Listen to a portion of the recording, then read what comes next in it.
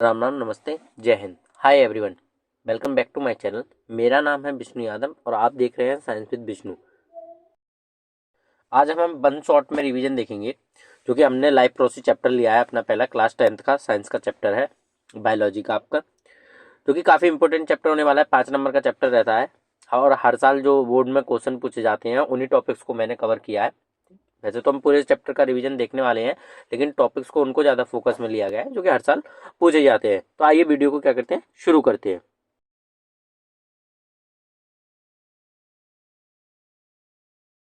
आप अच्छे से चैप्टर का नाम पढ़ पा रहे होंगे। चैप्टर हमारा लाइफ प्रोसेस है और जो हमने पहला टॉपिक कवर किया है उसका नाम है न्यूट्रिशन। न्यूट्रिशन आप आसानी से समझते होंगे कि न्यूट्रिशन होती क्या है। जो भी चीज़ हम खाते पाते हैं उनसे हम एनर्जी लेते हैं, उसको आप क्या बोलते हो, उस चीज़ को न्यूट्रिशन बोल देते हो। दो टाइप की न्यूट्रिशन होती है और उसी के टाइप पे हमने ऑर्गेनिज्म को क्या कर रखा है, डिवाइड कर रखा है। एक होती है ऑटोट्रॉफिक न्यूट्रिशन, मतलब कि एक होती है सेल्फ न्यूट्रिशन, और एक होती है हेटरोट्रॉफिक, मतलब कि डिपेंडेंट न्यूट्रिशन, जो खाने के लिए दूसरे पे क्या रहते हैं, डिपेंड रहते हैं ऐसे ऑर्गेनिम्स। ठीक है। ऑटोट्रॉफिक न्यूट्रिशन में फोटोसिंथेसिस प्रोसेस आप पढ़ते हो, जिसमें क्या होता है, इनऑर्गेनिक सबस्टेंस है जैसे कार्बन डाइऑक्साइड और वाटर, ये इनऑर्गेनिक सबस्टेंस है। इनको ऑर्गेनिक सबस्टेंस जैसे कि ग्लूकोज और ऑक्सीजन में क्या कर दिया जाएगा, कन्वर्ट कर दिया जाएगा। और विद द हेल्प ऑफ किससे, क्लोरोफिल और सनलाइट से, मतलब कि conversion of solar energy into chemical energy. Solar energy का कन्वर्जन किस में कर दिया है, केमिकल एनर्जी में कर दिया है। एग्जाम्पल क्या क्या आ जाते हैं इसमें, हमारे प्लांट्स आ जाते हैं, कुछ बैक्टीरिया है और कुछ हमारे पास ब्लू ग्रीन बैक्टीरिया होते हैं, वो इसमें एग्जाम्पल होते हैं। आपको रिएक्शन को बैलेंस करके याद करना है। ठीक है। आपको पता है कि कार्बन डाइऑक्साइड कहाँ से मिलती है प्लांट को, एटमॉस्फेयर से। वाटर कहाँ से मिलता है, सॉइल से। ठीक। क्लोरोफिल कहाँ पाया जाता है, पत्तियों में। सनलाइट कहाँ से मिल गई, सन से। ठीक है। बस उन्हें क्या बनाना है, अपना सिर्फ स्टार्च बनाना है। ठीक है, ग्लूकोज बनाना है। ग्लूकोज को बाद में वो स्टार्च में कन्वर्ट कर देते हैं एज ए स्टोरेज शुगर। तो इसका मतलब सारी की सारी चीजें न्यूट्रल है, नेचुरल है। इन्हें कहीं से भी कोई डिपेंडेंसी नहीं है कि कहाँ से क्या आएगी, कार्बन डाइऑक्साइड आएगी, कहाँ से वाटर आएगा, तब जाके हमारी क्या होगी, न्यूट्रिशन होगी। कि कोई पानी आके हमें देगा तब जाके हमारी क्या होगी, न्यूट्रिशन होगी। तो ये क्या होता है, सेल्फ न्यूट्रिशन है। इन्होंने किसी पे डिपेंडेंसी नहीं दिखाई। ऐसी न्यूट्रिशन को आप बोलोगे autotrophic nutrition. Heterotrophic nutrition, heterotrophic nutrition मतलब कि जो खाने के लिए क्या है, सारे ऑर्गेनिज्म क्या है, डिपेंड है। आपको पता है प्लांट वगैरह अगर ऐसी चीजों को छोड़ दिया है तो बाकी के सारे ऑर्गेनिज्म किस में जाने वाले हैं, हेटरोट्रॉफिक न्यूट्रिशन में जाने वाले हैं। तो पैरासाइट, सेप्रोट्रॉफिक और होलोजोइक, ये तीन क्या होते हैं, हेटरोट्रॉफिक के टाइप होते हैं। इनके बेसिस पे हमने ऑर्गेनिज्म को क्या कर रखा है, डिवाइड कर रखा है। नेक्स्ट की तरफ चलते हैं। पैरासिटिन, मतलब कि पैरासाइट ऑर्गेनिज्म जो होते हैं वो क्या दिखाते हैं, obtain nutrient from living organism. मतलब जो पैरासाइट होते हैं वो लिविंग ऑर्गेनिज्म से क्या करेंगे, न्यूट्रिशन को लेंगे।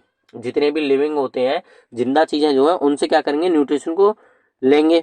The parasite obtain nutrients by living और in the body of the host. या तो ये बॉडी में चले जाएंगे, होस्ट की बॉडी में चले जाएंगे, ठीक है, या फिर उससे चिपके रहेंगे, उसको क्या करेंगे, धीरे धीरे हार्म करेंगे। ये क्या करेंगे, स्टोल करेंगे न्यूट्रिशन, स्टोल कर रहे हैं न्यूट्रिशन बाय हार्मिंग। दूसरे ऑर्गेनिज्म को लगातार भी क्या करेंगे, ये हार्मिंग करेंगे, उसे कमजोर करेंगे। ऐसी न्यूट्रिशन को आप बोलोगे पैरासिटिन या पैरासिटिक न्यूट्रिशन। और ऐसे जो एग्जांपल्स हैं, ऐसे जो ऑर्गेनिज्म, उनको आप बोल देते हो पैरासाइट। इसमें आगे फ्लीज आ गई, आपकी लाइस आ गई, जो आपकी किल्ली वगैरह होती हैं, ठीक है, एंड टेप बॉम्स आ गया। ठीक। और आपके पास क्या क्या आ जाएगा, जैसे कस्क्यूटा, कस्क्यूटा जिसे आप क्या बोलते हो, अमरबेल बोल देते हो। ठीक है, जो आपको कभी कभार दिखती होगी, पीली पीली सिलेंडर टाइप पेड़ों के ऊपर पड़ी रहती है। ठीक है, उसको आप क्या बोलते हो, कस्क्यूटा बोलते हो। सेप्रोट्रोपिज्म या सेप्रोट्रॉफिक दूसरी न्यूट्रिशन होती है। ये ऐसे ऑर्गेनिम्स होते हैं जो डेड एंड डिकेइंग मैटर से अपनी न्यूट्रिशन को लेंगे। डेड एंड डिकेइंग मैटर मतलब कि जो चीजें आपकी खराब हो गई हैं उन पे आके बैठ गए और वहां ग्रो करने लग गए, उनसे क्या लेने लग गए, न्यूट्रिशन लेने लग गए। जैसे कि इंक्लूड बैक्टीरिया, कुछ बैक्टीरिया है हमारे पास, फंजाई, फंजाई जैसे आपके पास राइजोपस होता है, ब्रेड माउल्ट जिसे आप बोल देते हो। Digest the food externally before the nutrient are absorb. ये क्या करेंगे, बाहर अपना खाना क्या करेंगे, बनाएंगे और न्यूट्रिशन को क्या करेंगे, एब्जॉर्ब करेंगे। बाहर, बॉडी के बाहर ये अपने खाने को क्या करते हैं, ब्रेक डाउन करते हैं, फिर न्यूट्रिशन को सोखते हैं। तो इसका मतलब ये ऐसे ऑर्गेनिज्म होते हैं सेप्रोट्रॉफ्स, ये क्या करेंगे, डेड एंड डिकेइंग मैटर से क्या करेंगे, न्यूट्रिशन को गेन करेंगे। होलोजोइक मोड ऑफ न्यूट्रिशन मतलब होलोजोइक ऐसे ऑर्गेनिम्स होंगे, होल से ही आप समझ पा रहे होंगे कि पूरा का पूरा ये क्या करेंगे, होल ऑर्गेनिज्म को पहले सटकेंगे और फिर एक स्पेशल डाइजेस्टिव सिस्टम में, एक इनके पास स्पेशल डाइजेस्टिव क्या होगा, ऑर्गन होगा, ठीक है, उसके अंदर क्या करेंगे, उस सॉलिड फूड को ये पचाएंगे अच्छे तरीके से। ठीक, तो ऐसा कौन करते हैं, ह्यूमंस एंड हायर एनिमल्स, जितने भी मैमल्स होते हैं वो इसी तरीके का न्यूट्रिशन आपको दिखाते हैं। आई होप आप अच्छे से समझे होंगे। आपसे एग्जाम इस तरीके से पूछ लेता है क्वेश्चन यहाँ से कि आपको 3-4 ऑर्गेन दे देगा और वो पूछ लेगा कि इसमें ये बताइए पैरासिटिक कौन सा है, सेप्रोट्रॉपिक कौन सा है, या होलोजोइक कौन सा है, या कौन से टाइप का न्यूट्रिशन दिखाएगा। नेक्स्ट टॉपिक, नेक्स्ट आपके पास अमीबा का न्यूट्रिशन दे रखा है, क्योंकि अमीबा में कैसा दिखता है, होलोजोइक मोड ऑफ न्यूट्रिशन दिखता है, क्योंकि अमीबा के पास खाना पचाने के लिए क्या होता है, पेट नहीं, उसके खाना पचाने के लिए होता है फूड वैक्यूल। एक स्ट्रक्चर होती है, वैक्यूल्स आपने पढ़े होंगे, जो कि किसके पास होती है, अमीबा के पास होती है, पैरामीशियम के पास होता है। ठीक है, फूड वैक्यूल। ये क्या करेगा, जैसे ही फूड को देखेगा तो पिस्यूडियोपोडियल मूवमेंट से, मतलब इसका फाल्स मूवमेंट कहा जाता है, इसके फाल्स फीट कहे जाते हैं, ये रेंगता हुआ जाएगा फूड के पास और फूड को क्या कर लेगा, पूरी तरीके से इनगल्फ कर लेगा उस सॉलिड फूड को, और उस सॉलिड फूड को लेके जाएगा किसके अंदर, वैक्यूल के अंदर, अपने फूड वैक्यूल के अंदर, और फूड वैक्यूल के अंदर पचाने के बाद उसी बचे हुए अनडाइजेस्टेड फूड को सेल मेम्ब्रेन के थ्रू क्या निकाल देगा, बाहर निकाल देगा। ऐसे ही न्यूट्रिशन को भी इसमें क्या बोला गया है, होलोजोइक मोड ऑफ न्यूट्रिशन, क्योंकि इसने पूरे के पूरे जो फूड पार्टिकल है उसको क्या किया है, इनगल्फ किया है और फिर जाके क्या किया है, डाइजेस्ट किया है उस बॉडी में। ठीक, डाइजेशन इन ह्यूमन, ह्यूमन का डाइजेशन आपका मेन है। आपसे यहाँ से क्वेश्चन बनता है कि ह्यूमन डाइजेशन में आपसे ज्यादातर जो एंजाइम्स पूछे जाते हैं, ग्लैंड्स पूछे जाते हैं, और डिफरेंस करा लिया जाता है। 2 एंजाइम तो इनके फेवरेट हैं, जो कि ये क्या कराते हैं, उसमें डिफरेंस कराते हैं। आपको दिख रहा होगा ह्यूमन एलिमेंट्री कैनाल का डायग्राम है। ठीक, आपको सबसे ऊपर जो पार्ट दिख रहा है माउथ, ठीक है, जिसे आप क्या बोलोगे, बकल कैविटी, जिसका दूसरा नाम क्या है, बकल कैविटी। माउथ से नीचे जो जब खाना उतरता है तो इसको जाता है ये इस नली से होते हुए, जिसको आप क्या बोलोगे, एसोफेगस। ठीक है, एसोफेगस बोल देते हैं, या फिर फूड पाइप भी बोल देते हैं। ठीक है, इसे क्या बोल देते हैं, फूड पाइप भी बोल देते हैं। फिर खाना नीचे की तरफ जाएगा, आपको पता है नीचे क्या है, आपके स्टोमच। ठीक, स्टोमच के बाद खाना कहाँ चला जाता है, स्मॉल इंटेस्टाइन में, स्मॉल इंटेस्टाइन में, स्मॉल इंटेस्टाइन के बाद लार्ज इंटेस्टाइन में, और लार्ज इंटेस्टाइन के बाद रेक्टम में क्या रहेगा, फाइनली स्टोर रहेगा। ठीक है, जब तक कि आप एनस से क्या नहीं कर देते हो, रिलीज नहीं कर देते हो उसको। ठीक, आपके जो राइट साइड में है वो क्या है, आपका लीवर, और जो उसमें क्या लगा हुआ है, गॉल ब्लैडर, और आपके लेफ्ट साइड में क्या है, पैनक्रियास ग्लैंड। ठीक है, ये ग्लैंड की तरह, एसोसिएटेड ग्लैंड की तरह काम करेंगे। लेकिन हमें जो समझना है वो हमें ये समझना है कि हर चैम्बर में कोई ना कोई ग्लैंड होगा, और हर चैम्बर में जब ग्लैंड होगा तो इसका मतलब वहां पे कोई ना कोई क्या होगा, एंजाइम होगा। हमें एंजाइम याद रखना है, उस एंजाइम का क्या वर्क है, कौन से सबस्ट्रेट को, कौन से न्यूट्रिएंट को क्या कर रहा है, वो पचा रहा है। ठीक है, वो हमें याद रखना है। आपको पता है, सबसे पहले आपने फूड लिया, इंजेक्शन किया, मतलब कि आपने फूड को माउथ में खाया। माउथ में जो ग्लैंड रहता है बेटा, वो रहता है आपका सलाइवरी ग्लैंड, सलाइवरी ग्लैंड। और जो एंजाइम सीक्रेट करता है उसका नाम होता है, ये सबसे पहले सलाइवरी ग्लैंड, जैसे ही आपने खाना खाया, ये क्या सीक्रेट करेगा, सलाइवा सीक्रेट करेगा, जिसे आप लार बोलते हो। सलाइवा में एक एंजाइम होगा अल्फा एमाइलेज, या फिर आप कभी कभार क्या बोल देते हो, सीधे एमाइलेज भी बोल देते हो। ठीक है, गलत नहीं है वो भी। ठीक, सलाइवा में क्या होता है, amylase enzyme. Amylase enzyme only work करता है आपके स्टार्च पे, जितना भी फूड में क्या होगा, स्टार्च, मतलब कि कार्बोहाइड्रेट। स्टार्च क्या है, कार्बोहाइड्रेट। ठीक है, और स्टार्च पे जैसे ही क्या करेगा, एमाइलेज वर्क करेगा, इसको बदल देगा ग्लूकोज में, मतलब कि ये क्या हो जाएगा, डाइजेस्ट हो जाएगा, मुंह में ही डाइजेस्ट होने लग जाता है स्टार्च। लगभग 70% स्टार्च मुंह में ही डाइजेस्ट हो जाता है, और किसके थ्रू, अल्फा एमाइलेज के थ्रू। सबसे पहले कौन सा एंजाइम निकला है, एमाइलेज। सबसे पहले जो पचने वाला सबस्ट्रेट है आपका कौन सा है, स्टार्च। ठीक, उसके बाद खाना कहाँ जाएगा, नीचे की तरफ जाएगा। टीथ क्या करेंगे, चीविंग और एंड ग्रिंडिंग ऑफ फूड करेंगे, जो कि आपके माउथ में ही होते हैं। ठीक, टंग क्या करेगी, टंग का काम ये रहता है, swallowing and pushing the food secrete saliva and mucus. ठीक है, अच्छे तरीके से फूड को मिक्स करेगी सलाइवा के साथ में, और नीचे की तरफ क्या करेगी, ढकेलेगी आपकी टंग। उसके बाद ऑइसोफेगस से होते हुए खाना कहाँ जाएगा, नीचे की तरफ जाएगा। ऑइसोफेगस में बेटा कोई भी ग्लैंड नहीं होता, कोई भी ग्लैंड ऑइसोफेगस में नहीं होता। जब ऑइसोफेगस में कोई ग्लैंड नहीं होगा तो इसका मतलब उसमें कोई भी डाइजेशन नहीं होगा।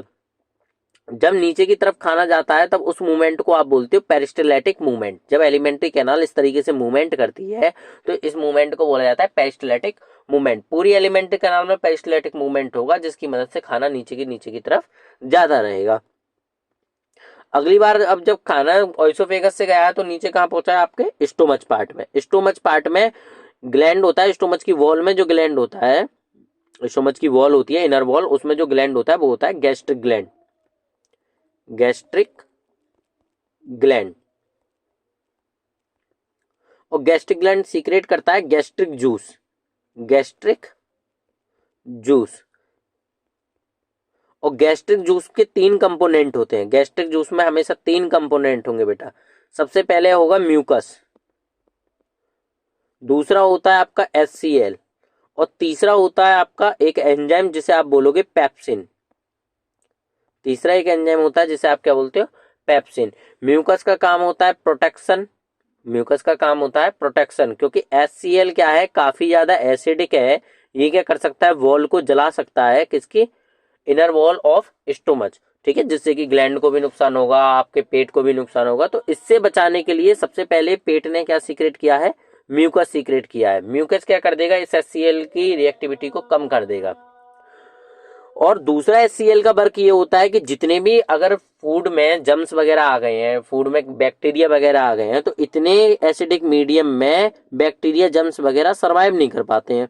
तो इसका मतलब दूसरा काम क्या हो गया, किल द जम्स। HCl का।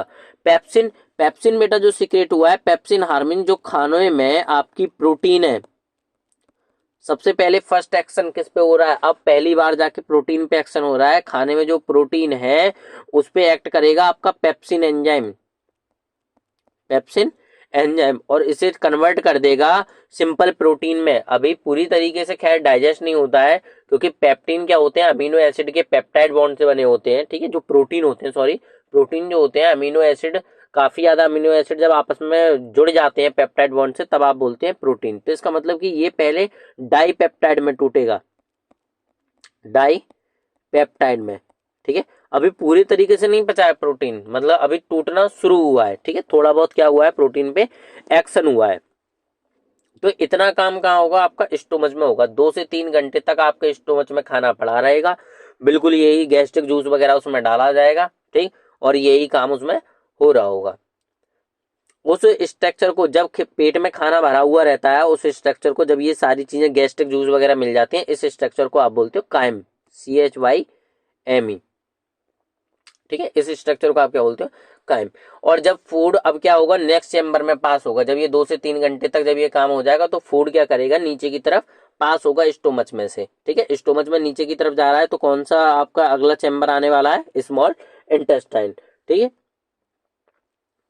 देखिए स्मॉल इंटेस्टाइन, स्मॉल इंटेस्टाइन क्या करेगी, सारा का सारा जो इतना भी खाना है सब पचाएगी। ठीक, क्योंकि इसके पास इतना कुछ है पचाने के लिए, क्योंकि यही क्या है, आपकी site of complete digestion. Site of complete digestion मतलब यहाँ आने के बाद पूरी तरीके से डाइजेशन अब पूरा हो जाना है। अब आगे तक खाना पचने के लिए हमारे पास ना कोई स्ट्रक्चर है और ना ही कोई ऐसी चीज है, ना सिक्रेशन ग्लैंड वगैरह कुछ भी नहीं है। तो इसका मतलब स्मॉल इंटेस्टाइन में खाना सोखा जाएगा, स्मॉल इंटेस्टाइन में भी खाना क्या कर दिया जाएगा, पूरी तरीके से न्यूट्रिएंट वगैरह को खींच लिया जाएगा। तो स्टोमच में, सॉरी, स्मॉल इंटेस्टाइन में हमारे पास तो 2 ग्लैंड होते हैं। ठीक, पहला हमारे पास कौन सा है, लीवर, और दूसरा हमारे पास है पैनक्रियाज। पैनक्रियाज, और एक इंटेस्टाइन का खुद का ही ग्लैंड होता है। ठीक है, क्रेब्स ऑफ लेबरकोन, इसके पास सेल्स होती हैं, इतना तो हमें डिटेल्स में जानना नहीं है आपके हाई स्कूल के लिए। ठीक, लेकिन हमारे पास इसके पास इंटरस्टिशियल ग्लैंड होता है। इंटेस्टाइन से ही आप याद कर लीजिए, इंटरस्टिशियल ग्लैंड। पेन बेटा, लीवर, लीवर जो सीक्रेट करता है 2 कंपोनेंट सीक्रेट करता है। ठीक है, लीवर क्या करेगा, बनाएगा, पहले तो लीवर क्या करता है, एक बाइल जूस बनाता है, बाइल जूस बनाएगा। और बाइल जूस कहाँ स्टोर रहता है, इस बाइल जूस को लगातार स्टोर करता रहेगा। इसके पास एक जगह होती है गॉल ब्लैडर, गॉल ब्लैडर के अंदर क्या करता रहेगा, स्टोर करता रहेगा इस बाइल जूस को। जब भी खाने में डालने की जरूरत होगी बाइल जूस क्या करेगा, गॉल ब्लैडर से निकलेगा एक डक्ट के जरिए, बाइल डक्ट के जरिए, और कहाँ डल जाएगा, स्मॉल इंटेस्टाइन में डल जाएगा। ठीक। पेनक्रियाज, पेनक्रियाज क्या सीक्रेट करता है बेटा, पेनक्रियाटिक जूस। पेनक्रियाज सीक्रेट करता है पेनक्रियाटिक जूस। और पेनक्रियाटिक जूस में जो एंजाइम्स होंगे वो होते हैं आपके लाइपेज, लाइपेज एंजाइम होता है, और एक होता है आपके पास ट्राइप्सिन, ट्राइप्सिन। ठीक। तो हमारे पास सबके हमारे ग्लैंड पता चल गया। और इंटरस्टिशियल ग्लैंड जो सीक्रेट करता है इंटरस्टिशियल जूस, इंटरस्टिशियल जूस, इसमें सारे एंजाइम होंगे, न्यूक्लिएज वगैरह, लाइपेज, एमाइलेज, मतलब सारे के सारे एंजाइम होंगे। मतलब कि यहाँ खाना पूरी तरीके से पच जाना है स्मॉल इंटेस्टाइन में, फिर आगे जाके खाना नहीं पचना है। सारे ग्लैंड हम पढ़ेंगे स्मॉल इंटेस्टाइन के, लीवर, पैनक्रियाज, लाइपेज और हमारा इंटरस्टिशियल जूस जो भी सीक्रेट हो रहा है। ठीक। कौन कौन से ग्लैंड किस किस तरीके से वर्क करते हैं, क्या क्या पचाएंगे। ठीक। बाइल जूस, जब बाइल जूस बेटा डाला जाएगा, जब बाइल जूस डाला जाएगा तो इसके दो कंपोनेंट होंगे, एक होते हैं बाइल सॉल्ट, इसमें दो कंपोनेंट मिक्स होके आते हैं, एक बाइल सॉल्ट और एक होते हैं bile pigment, bile pigment. Bile salt जो काम करते हैं, जितना भी आपके खाने में फैट होगा, अब तीसरा आपका कंपोनेंट कौन सा आ चुका है, फैट, फैट के साथ में बाइंड हो जाएंगे ये बाइल सॉल्ट। ये बाइल सॉल्ट किस पे एक्ट करेंगे, इस फैट पे एक्ट करेंगे। और इस फैट ये जो फैट है इसको धीरे धीरे इमल्सिफाई करेंगे। इमल्सिफाई का मतलब ये होता है धीरे धीरे छोटी बूंदों में तोड़ेंगे। ठीक है, माना कि बड़ा सा फैट था, अब इसे छोटी छोटी बूंदों में तोड़ना स्टार्ट कर देंगे, ऐसा करना स्टार्ट कर देंगे। इस स्ट्रक्चर को आप बोलते हो emulsifying of fat, emulsifying of fat. ठीक है, इमल्सिफाई कर दिया हमने फैट को। क्यों कर रहे हैं ये, क्योंकि बेटा अभी पैनक्रियाटिक जूस से, पैनक्रियाटिक जूस जब सीक्रेट होगा तो उसमें एक एंजाइम था लाइपेज, पैनक्रियाटिक जूस में दूसरा एंजाइम क्या था, लाइपेज। इस लाइपेज क्या करेगा, इस फैट पे एक्ट करेगा, इस इमल्सिफाई फैट पे एक्ट करेगा और इसको क्या कराएगा, डाइजेस्ट कराएगा। और इसकी डाइजेस्टेड फॉर्म होती है fatty acid and glycerol, fatty acid and glycerol. तो इसका मतलब आपके खाने का फैट क्या हो चुका है, पच चुका है। ठीक है, फैटी एसिड और ग्लिसरॉल में टूट गया और बाद में स्मॉल इंटेस्टाइन क्या करेगी, इस फैट को खींचती रहेगी साथ के साथ, स्मॉल इंटेस्टाइन की बॉल। तो बाइल जूस, बाइल जूस में क्या था, बाइल सॉल्ट था, और बाइल सॉल्ट ने किसको बचाया, किस पे एक्ट किया, फैट पे, और फैट को किस में बदल दिया, आपकी छोटी छोटी स्ट्रक्चर ग्लोब्यूल्स में। ठीक है, और ग्लोब्यूल्स में बदलने के बाद उस पे एक्ट किया लाइपेज ने, और लाइपेज ने पचा दिया उसको किसमें, फैटी एसिड एंड ग्लिसरॉल में। दूसरा आपके पास बाइल पिगमेंट का कोई काम नहीं होता, बाइल पिगमेंट का काम होता है अनडाइजेस्टेड फूड को कलर देना। ठीक। अब दूसरा है आपके पास ट्राइप्सिन, जो कि कहां से सीक्रेट हो रहा है, ट्राइप्सिन जो कि सीक्रेट होता है पैनक्रियाटिक जूस से, पैनक्रियाटिक जूस। ठीक है, ट्राइप्सिन क्या करेगा, अभी जो आपके डाइपेप्टाइड में टूटे थे, जो प्रोटीन था जो डाइपेप्टाइड में टूट के आ रहा था, डाइपेप्टाइड जिसपे पहले एक्ट किया था पेप्सिन ने, अब उस पे एक्ट करेगा स्मॉल इंटेस्टाइन में आके ट्राइप्सिन। और इसको मतलब ये भी क्या है, प्रोटीन ही है बेटा। ठीक है, ये भी क्या है, प्रोटीन ही है। अब प्रोटीन का डाइजेशन हम कहाँ पढ़ रहे हैं, स्मॉल इंटेस्टाइन में। इस पे एक्ट करेगा आपका ट्राइप्सिन, और ट्राइप्सिन इसे पचा देगा अमीनो एसिड में, अमीनो एसिड में। क्योंकि ये वो फॉर्म है जो अच्छे तरीके से क्या होगी, आपकी स्मॉल इंटेस्टाइन अच्छे तरीके से एब्जॉर्ब कर सकती है।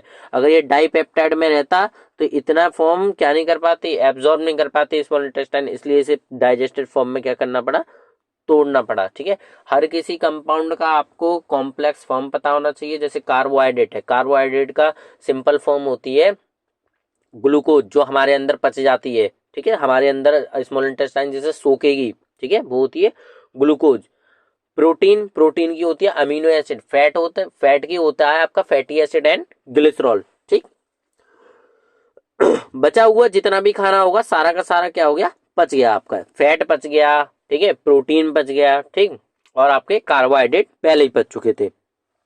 यहाँ लिखा हुआ है receives secretion from liver bile and bile, liver से bile juice and pancreatic juice से, ठीक। Emulsify bile, emulsify fat, pancreatic juice trypsin, pancreatic juice में क्या था, ट्राइप्सिन ब्रेक डाउन करता है किसका, प्रोटीन का, and lipase break down fat, और लाइपेज किसको तोड़ेगा, फैट को तोड़ेगा। Interstitial enzyme converts carbohydrate to glucose, और जो इंटरस्टिशियल जूस में कार्बोहाइड्रेट ग्लूकोज को कार्बोहाइड्रेट को कन्वर्ट करने के लिए क्या थे, ग्लूकोज में कन्वर्ट करने के लिए एंजाइम वगैरह थे। Fatty to fatty acid and glycerol, protein to amino acid, मतलब कि सारी सारी चीजें अब आपकी पच जाएंगी यहाँ पे, ठीक। और जब ये पच जाती हैं बेटा, तो अभी इन्हें न्यूट्रिशन को पेट से खींच के, मतलब कि पेट से क्या, स्मॉल इंटेस्टाइन से खींच के ब्लड में भी तो डालना है, क्योंकि जहां जरूरत है न्यूट्रिशन की वहां जाके लगेगी न्यूट्रिशन। तो इसका मतलब कि इनको पचाने के बाद एक स्पेशल स्ट्रक्चर होती है विलाई, ठीक है। आगे देखेंगे विलाई है हमारे पास कि क्या काम कर रही है, विलाई कैसी होती है, वो भी हमने डायग्राम डाला हुआ है काफी अच्छा।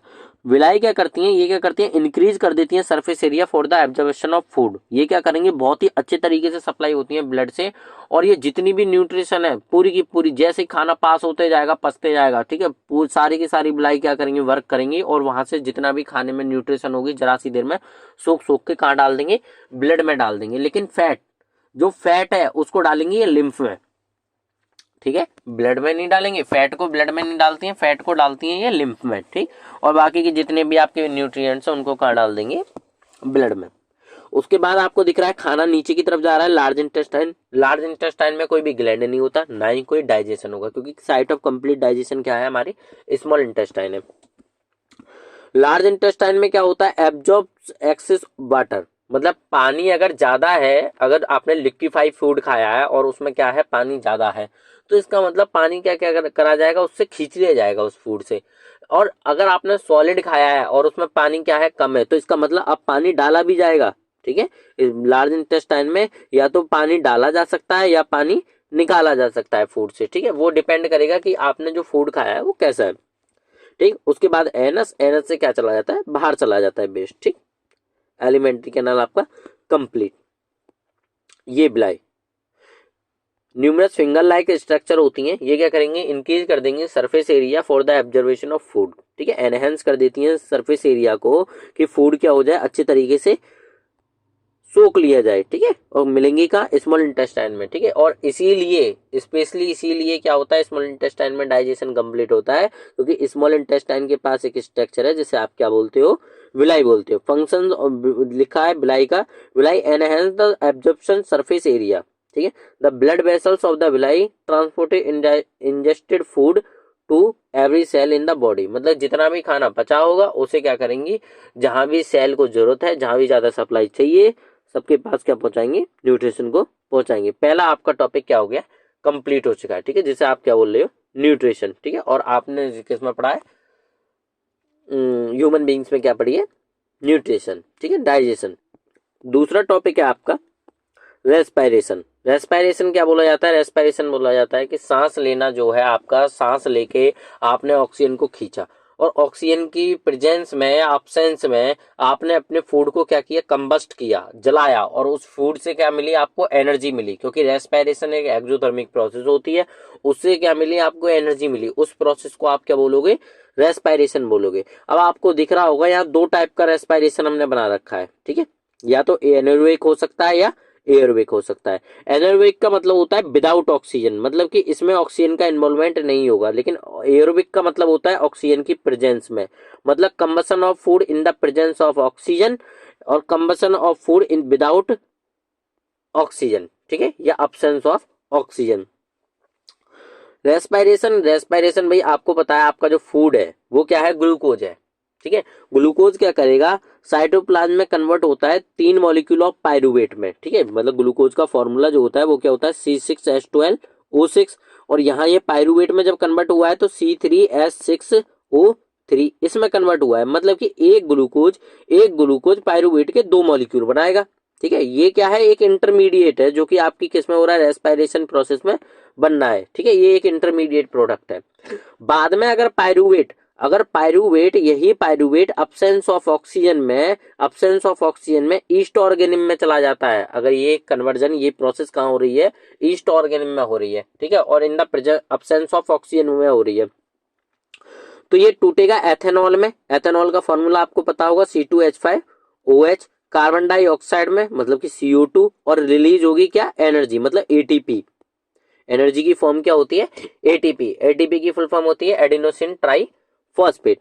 अगर यही काम कहाँ हो रहा है, लैक ऑफ ऑक्सीजन, मतलब कि अगर ऑक्सीजन की सप्लाई नहीं दी है, और कहाँ हो रहा है, मसल सेल्स में हो रहा है, ठीक है, आपकी जो मसल सेल्स हैं, और मसल सेल्स में भी मेनली कहाँ हो चुका है, साइटोप्लाज्म में। अगर विदाउट ऑक्सीजन हो रहा है तो ये कन्वर्ट होगा lactic acid and energy, lactic acid में और एनर्जी में। और ये काम कब होगा, ऐसा क्यों हुआ भाई कि इसे लैक्टिक एसिड एनर्जी में कन्वर्ट होना पड़ा, क्योंकि बेटा जब आप क्या कर रहे होगे, एक्सरसाइज, कोई भी क्या कर रहे हो आप, एक्सरसाइज वगैरह कर रहे हो, या कोई ऐसा हैवी वर्क कर रहे हो मसल से जहां सप्लाई ऑफ ऑक्सीजन क्या हो रही है, कम होती जा रही है, लेकिन एनर्जी की डिमांड बढ़ती जा रही है, तो एनर्जी कहीं से ना कहीं से तो देगा शरीर, ठीक है। तो इसका मतलब ग्लूकोज, आपने ऑक्सीजन इतनी नहीं पहुंचाई, ग्लूकोज क्या हो चुका है, सीधे सीधे कन्वर्ट हो चुका है लैक्टिक एसिड में। और जब लैक्टिक एसिड का फॉर्मेशन होता है शरीर में तो क्या होता है, पेन होता है, मसल्स में क्रम्प्स आ जाते हैं, ठीक है, जब ज्यादा ही लैक्टिक एसिड बन जाता है मसल के अंदर तो उसमें क्या आ जाते हैं, क्रम्प्स आ जाते हैं। तो वो क्यों आ रहे हैं, लैक्टिक एसिड के फॉर्मेशन की वजह से, ठीक। और अगर यही आपका ग्लूकोज पायरुवेट में कन्वर्ट होने के बाद कहाँ चला जाता है, इन माइटोकॉन्ड्रिया में, और in the presence of oxygen, जिसे आप बोलोगे सेलुलर रेस्पिरेशन, ठीक है, तो ये कन्वर्ट हो जाता है carbon dioxide, water and energy. और आपको पता है कार्बन डाइऑक्साइड में कन्वर्ट होने के बाद इसे क्या निकाल देते हैं, आप बाहर निकाल देते हैं।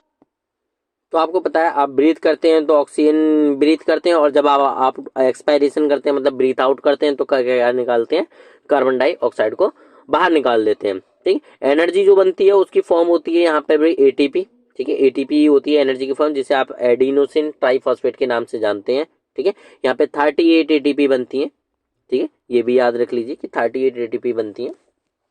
पूछने वाला इतना कोई कुछ है नहीं, ठीक, सिर्फ जो टॉपिक पूछे जाते हैं वो यही पूछे जाते हैं। अगर ग्लूकोज का इंटरमीडिएट क्या है, अगर in the absence of oxygen east में जा रहा है तो क्या बनेगा, ठीक है, in the absence of muscles में जा रहा है तो क्या बनेगा। और ये पूछा जाता है कि एक एक्सरसाइज कर रहा है आदमी, उसके मसल्स में क्या हो रहा है, पेन हो रहा है, थकावट हो रही है, क्रम्स आ रहे हैं उसकी मसल में, तो क्यों आ रहे हैं, ठीक है। और दूसरा ये पूछा जाता है, माइटोकॉन्ड्रिया का तो कोई केस पूछा ही नहीं जा सकता, ठीक, क्योंकि आप 9th 8th वगैरह में सब में पढ़ते हो माइटोकॉन्ड्रिया के केस।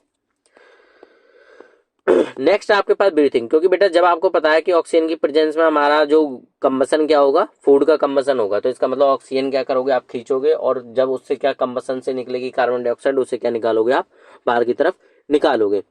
जिसमें आप दो टाइप का पढ़ते हो, इन ब्रीथिंग क्या होती है, दो टाइप की होती है, एक आपकी होती है इंस्पायरेशन मतलब कि सांस को अंदर खींचना, और एक होती है एक्सपायरेशन मतलब सांस को बाहर छोड़ना। दो चीजें इसमें आपकी मदद कर रही होती हैं मेनली, एक तो एक्सटर्नल इंटरकोस्टल मसल्स होती हैं, और यहाँ पे और डायफ्राम, ठीक है, और आपके रिब्स, ठीक, एक्सटर्नल इंटरकोस्टल मसल कह लो या फिर रिब्स कह लो, वो रिब्स से ही जुड़ी हुई होती हैं। तो अगर एक्सटर्नल इंटरकोस्टल मसल्स क्या हो चुकी हैं, कॉन्ट्रैक्ट हो चुकी है, मतलब रिब्स क्या जा रही हैं, ऊपर की तरफ जा रही हैं, ठीक है, तो आपकी डायफ्राम क्या हो रही होगी, कॉन्ट्रैक्ट हो रही होगी, ऐसे कुछ करके कॉन्ट्रैक्ट हो रही होगी, क्योंकि डायफ्राम की ओरिजिनल पोजीशन ये कहीं रहती है, ठीक, आपकी डायफ्राम क्या हो चुकी होगी, कॉन्ट्रैक्ट हो चुकी होगी, मतलब ऊपर की तरफ जा रही होगी। और जब डायफ्राम कॉन्ट्रैक्ट होती है तो वॉल्यूम क्या होता है, आपके शरीर का जो सॉरी आपके चेस्ट का वॉल्यूम क्या हो जाता है, इंक्रीज हो जाता है, ठीक है, जो वॉल्यूम है क्या हो जाएगा, बड़ा हो जाएगा, ठीक है, बढ़ जाएगा। और जब वॉल्यूम बढ़ जाता है तो प्रेशर क्या हो जाता है, डिक्रीज हो जाता है, और प्रेशर जब डिक्रीज हो जाता है तो एयर क्या कर जाती है, एंटर कर जाती है आपके लंग्स में। बिल्कुल इसी तरीके से उल्टा है इसका है एक्सपायरेशन का। जब आप एक्सपायरेशन करते हो तो आपको पता है एक्सटर्नल इंटरकोस्टल मसल रिलैक्स हो जाती है नीचे की तरफ, डायफ्राम क्या हो जाएगी, खुद रिलैक्स हो जाएगी, ठीक है। जब डायफ्राम नीचे रिलैक्स हो रही है तो इसका मतलब ये मसल तो नीचे आनी है, ठीक। वॉल्यूम क्या हो रहा है, घट रहा है, अब आपका वॉल्यूम क्या हो जाएगा, कम हो जाएगा चेस्ट का वॉल्यूम, ठीक है। प्रेशर क्या हो जाएगा, कम हो जाएगा, और प्रेशर कम हो जाता है तो कार्बन डाइऑक्साइड क्या चली जाती है, बाहर चली जाती है, ठीक है, क्योंकि प्रेशर के इनवर्सली प्रोपोर्शनल होती है वो, सॉरी वॉल्यूम के इनवर्सली प्रोपोर्शनल क्या होता है, प्रेशर होता है, ठीक है। अगर प्रेशर बढ़ेगा कहीं तो वॉल्यूम क्या होगा, घटेगा, या फिर वॉल्यूम अगर आप कह रहे हो घट रहा है तो प्रेशर क्या हो रहा होगा, वहां बढ़ रहा होगा। नेक्स्ट आपका है ब्रीथिंग पाथवे। ब्रीथिंग पाथ में आप देख पा रहे हैं कि ऑक्सीजन क्या जा रही है, नीचे की तरफ जा रही है, और कार्बन डाइऑक्साइड क्या आ रही है, हमारी बाहर निकल के आ रही है।